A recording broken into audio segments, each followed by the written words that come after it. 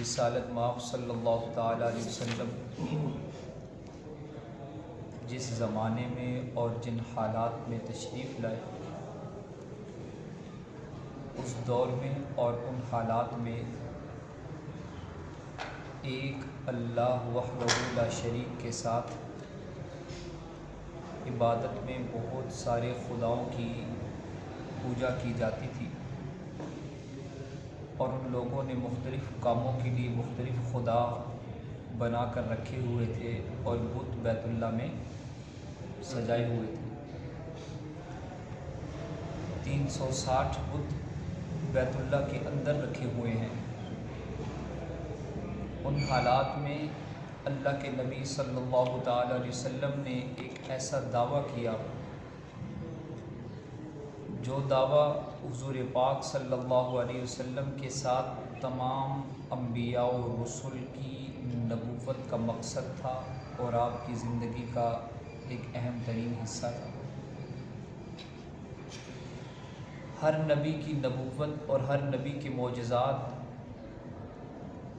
اسی دعوے کے دلائل کے طور پر اللہ تعالیٰ عطا فرماتے تھے،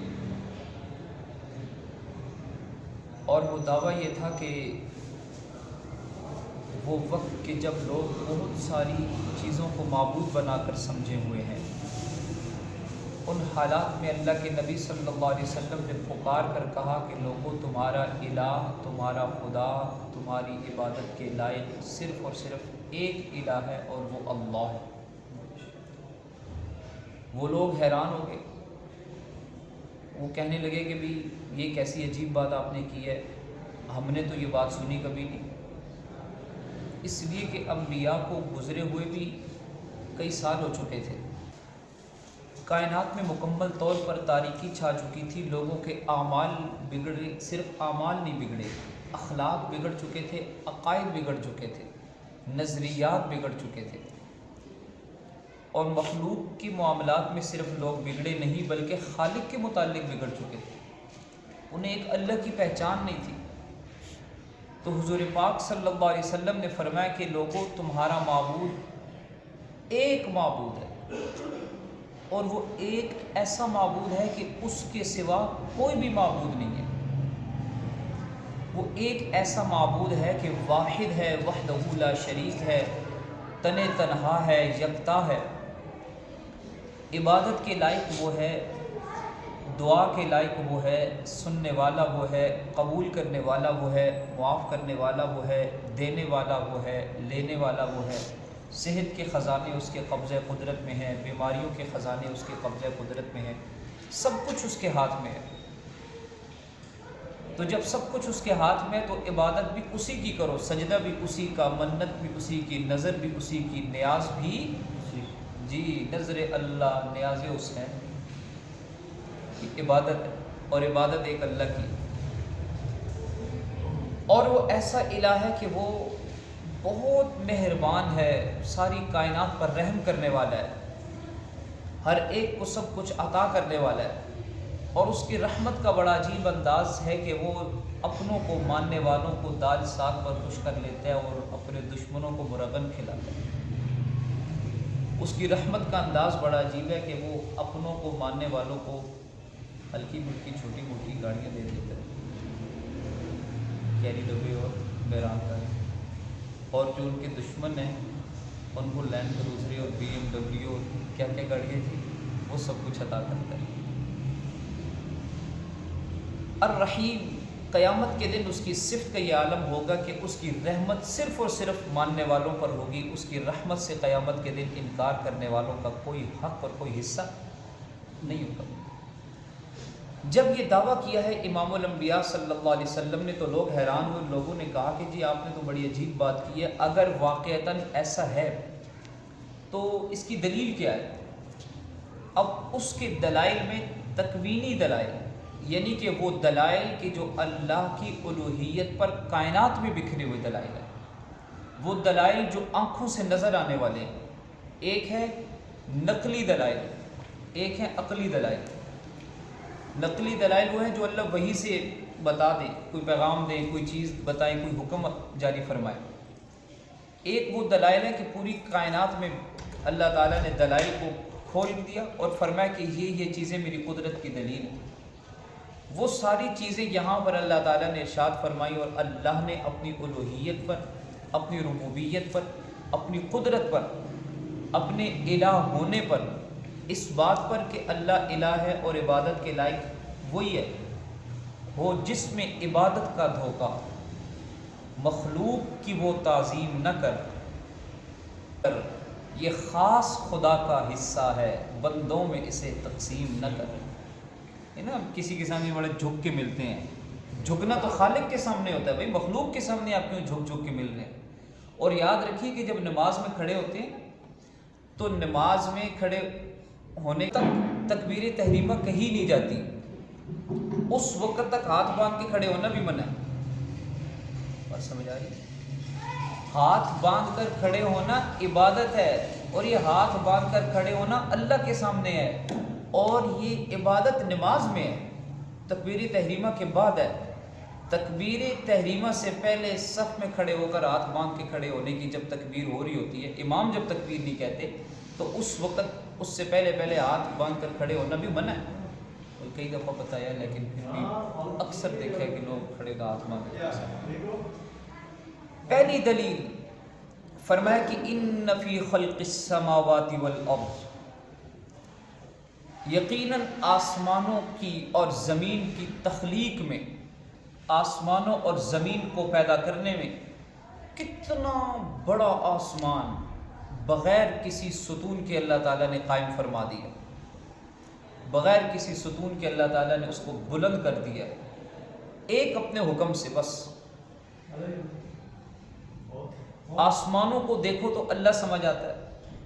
اور آسمان کے بعد اگر اوپر سے نگاہ زمین کی طرف اٹھے تو بچھا ہوا زمین کا وسیع و عریض فرش بھی اس بات کی گواہی دیتا ہے کہ کوئی اس کا بنانے والا ہے، اور وہ ایک اللہ ہے، اللہ کے سوا اور کوئی نہیں ہے، خالق کے سوا اور کوئی ہے نہیں بنا سکے۔ آپ ایک چھوٹا سا چھت بنائیں تو نیچے ستون بناتے ہیں، دیواریں بناتے ہیں، تو یہ خالق ہے، اللہ ہے، بغیر کسی ستون کے اتنے بڑے آسمان کو بلند کیا، اور پھر چیلنج کیا ما تری فی خلق الرحمن من تفاوت، ایک بار نہیں بار بار دیکھو میرے آسمان کو، دیکھو میری تخلیق کو، دیکھو مجھے کوئی اس میں نقص تو دکھاؤ۔ فرمایا کہ زندگی گزر جائے گی لوگوں کی، انکار کرنے والے زندگی کی شام کر دیں گے، لیکن اللہ کی بنائی ہوئی تخلیق میں، کائنات میں کوئی نقص نکال نہیں سکتے۔ واختلاف اللیل والنہار، رات کے جانے میں اور دن کے آنے میں، دن کے چلے جانے میں اور رات کے آ جانے میں اللہ تعالیٰ کی قدرت کی بہت بڑی دلیل ہے۔ ٹھیک وقت پر کتنا ہی اندھیرا کیوں نہ چھایا ہو، لیکن ٹھیک وقت پر صبح کا سویرا طلوع کر کے کائنات کے سارے اندھیروں کو ختم کر دیتا ہے۔ اور یہ اللہ کا ایسا نظام ہے کہ اس نظام میں جو اللہ نے سورج کو، چاند کو، سیاروں کو، ستاروں کو پابند کیا، مدار پہ چلایا، جس سے دنوں کا، راتوں کا نظام بنتا ہے، کبھی راتیں بڑی دن چھوٹے، کبھی دن بڑے راتیں چھوٹی، اور اس میں کبھی بھی ایک لمحے کا بھی فرق نہیں آتا۔ لوگوں نے اس فرق کو تلاش کرتے ہوئے زندگی گزار دی، لیکن اللہ تعالیٰ کی تخلیق میں، اس اختلاف میں، واختلاف اللیل والنہار، رات اور دن کے آنے اور جانے میں، دن لمبا اور رات چھوٹی، رات لمبی اور دن چھوٹا، اس میں جو فرق ہے کوئی آج تک تلاش نہیں کر سکتا۔ ٹھیک وقت پر رات جاتی ہے، دن آتا ہے، اور دن جاتا ہے، رات آ جاتی ہے۔ والفلک، اور کشتیوں میں بھی اللہ تعالیٰ کی قدرت کی بڑی دلیلیں ہیں۔ کون سی کشتیاں؟ التی تجری فی البحر بما ینفع الناس، وہ کشتیاں جو چلتی ہیں لوگوں کے نفع کا سامان لے کر، وسیع و عریض عمیق سمندر کی گہرائیاں میں، گہرائی کتنا گہرا عمیق سمندر ہے، اس کی تہ میں کوئی پہنچ نہیں سکتا۔ آپ اس میں چھوٹا سا پتھر پھینکیں تو لمحوں میں ڈوب جائے، اتنا سا لوہا رکھیں تو سیکنڈ میں ڈوب جائے، لیکن وہ کیسا خالق اور کیسا مالک ہے، وہ کیسی قدرت ہے اس کی کہ اتنے آپ کے وسیع و عریض سمندروں میں تنکوں جیسے جہاز اور لاکھوں ٹن کا لوہا لے کر ایک ملک سے دوسرے ملک میں جا رہے ہیں۔ کون انہیں لے کے جا رہا ہے؟ ایک اللہ کی ذات ہے۔ فرمایا کہ جب تمہیں بکھرے ہوئے پانیوں میں چلتی ہوئی کشتیاں نظر آئیں تو ضرور سمجھ میں آئے گا کہ کوئی اس کا خالق اور مالک ہے جو کنٹرول کر رہا ہے، ورنہ بکھرے ہوئے سمندر کی ایک موج اٹھے اور سب کو زیر و زبر کر کے رکھ دے، لیکن وہ سمندروں کی گہرائیوں میں موجوں کو کنٹرول کرتا ہے، پانی کی روانی کو لگام ڈالتا ہے اور کشتیوں کو ایک کنارے سے دوسرے کنارے تک لوگوں کے نفع کا سامان آرام سے سکون سے پہنچا دیتی ہے۔ یہاں سے یہ پتہ چلتا ہے کہ درآمد اور درآمدات کا یہ جو ذریعہ ہے وہ کشتیاں ہیں، سمندر میں جو اللہ تعالیٰ نے اس کو ذریعہ بنایا وہ جہاز ہیں۔ اور چوتھی دلیل،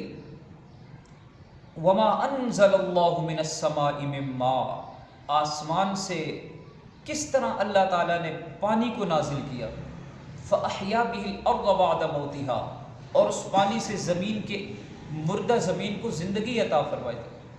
زمین وہ جو مردہ ہو چکی تھی، خشک ہو چکی تھی، بنجر ہو رہی تھی، اس زمین کو اللہ تعالیٰ نے دوبارہ زندگی عطا کی، سرسبز بنا دیا۔ آسمان، نیچے زمین اور درمیان میں بادلوں کے قافلے ٹنوں ٹن پانی لے کر اڑ رہے ہیں، یہاں سے وہاں جا رہے ہیں، وہاں سے یہاں آ رہے ہیں۔ اور جب کسان نے زمین کے اندر بیج پھینکا تو کوئی سیدھا تھوڑی پھینکتا ہے، وہ تو ایسے بس پھینک دیتے ہیں۔ سخت زمین کے اندر اللہ تعالیٰ نے بیج کو سیدھا کیا اور سیدھا کرنے کے بعد پھر اسے پھاڑا، اس سے کمزور سی کونپل کو نکالا، اور پھر جب کسان اپنی زمین کو دیکھتا ہے اور پھر تشنہ ہو کر آسمان کی طرف نگاہ اٹھاتا ہے اور کہتا ہے کہ اے اللہ پانی برسا تاکہ میری کھیتی سرسبز ہو جائے اور بیج جو ہے وہ لہلہانے لگے کھیتیاں، تو اللہ تعالیٰ آسمان سے پانی کو ایک ایک قطرے کو بوند بوند کو اللہ تعالیٰ بارش بنا کر برساتے ہیں۔ نالے نہیں بہا دیتے، پر نالے نہیں چلا دیتے، آسمان سے ایسی پانی نہیں برسا دیتے،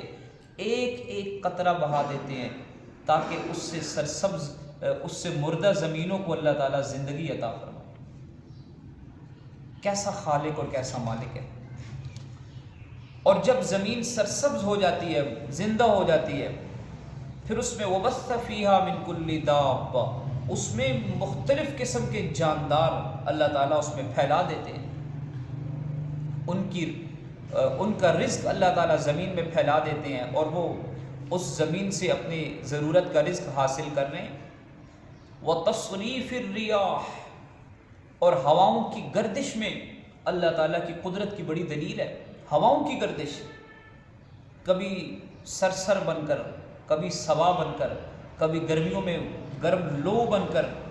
کبھی عالم انسانیت کی زیست کا ذریعہ بن کر، اور کبھی خدائے واحد القہار کے جلال اور اس کی قدرت کا اور لوگوں کی ہلاکت کا ذریعہ بن کر ہوائیں چل رہی ہیں۔ ان ہی الا صیحۃ واحدہ، ایک چیخ سے اللہ کام تمام کر دیتے ہیں۔ یہ ہوائیں کبھی اللہ تعالیٰ کی قدرت کی دلیل بن کر چل رہی ہیں، کبھی لوگوں کے لیے راحت کا ذریعہ اور کبھی لوگوں کے لیے ہلاکت کا ذریعہ۔ وَتَصْرِيفِ الرِّيَاحِ، ہواؤں کی گردش میں، ہواؤں کے چلنے میں بھی اللہ تعالیٰ کی قدرت کی بڑی دلیلیں ہیں۔ وَالسَّحَابِ الْمُسَخَّرِ بَيْنَ السَّمَاءِ وَالْأَرْضِ،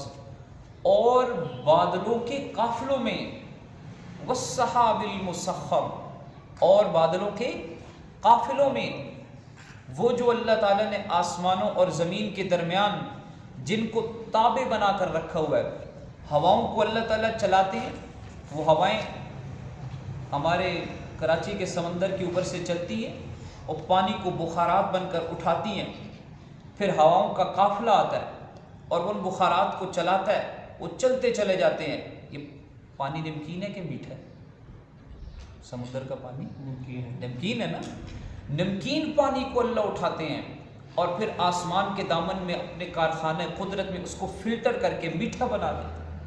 ہیں۔ جب بارش کا پانی اترتا ہے تو نمکین ہوتا ہے، وہ تو میٹھا پانی ہے۔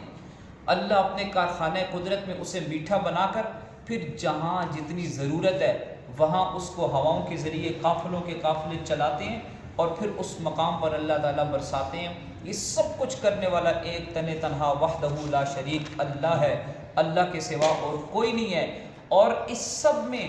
دلائل ہیں اللہ کی قدرت کے، لیکن کن کے لیے؟ یعقلون، ان لوگوں کے لیے جو تھوڑا سوچتے ہیں، سمجھتے ہیں، عقل رکھتے ہیں، اللہ کی قدرت میں فکر کرتے ہیں۔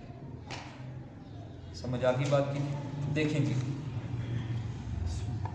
لا الہ و الہکم الہ واحد، اور تم سب کا معبود ایسا معبود ہے جو ایک ہے، لا الہ الا ہو، اس کے سوا کوئی عبادت کے لائق نہیں، الرحمن، اس کی صفت یہ ہے کہ وہ بڑا مہربان ہے،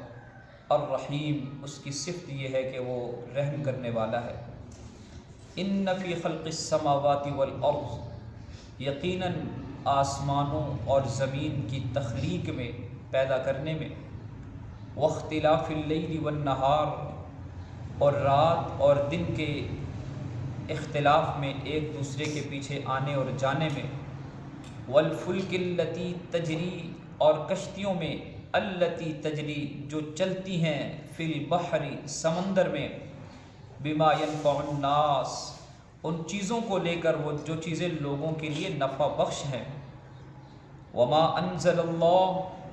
اور اس میں بھی جو کہ نازل کیا ہے اللہ نے، من السماء من ماء، آسمان سے پانی کی صورت میں، فاحیا، پھر اس کے ذریعے سے زندگی عطا کی، بھی اس کے ذریعے سے، الارض، زمین کو، بعد موتها، اس زمین کے مر جانے کے بعد، یعنی کہ خشک، ہر چیز کی اپنی اپنی موت ہے، زمین کی موت یہ ہے کہ وہ خشک ہو جائے، زمین کی مردہ ہو جانے کے بعد اسے زندگی عطا کی پانی کے ذریعے، وبث فیها، اور پھیلا دیے اس زمین میں، من کل دابہ، ہر طرح کی جاندار مخلوق، وتصریف الریاح، اور ہواؤں کی گردش میں، والسحاب المسخر، اور بادلوں میں جو تابع فرمان بنا کر رکھے ہیں اللہ نے، بین السماء والارض، آسمانوں اور زمین کے درمیان میں، لآیات، ان سب چیزوں میں نشانیاں ہیں، لقوم یعقلون، اس قوم کے لیے جو عقل رکھتی ہے، عقل والوں کے لیے نشانیاں ہیں۔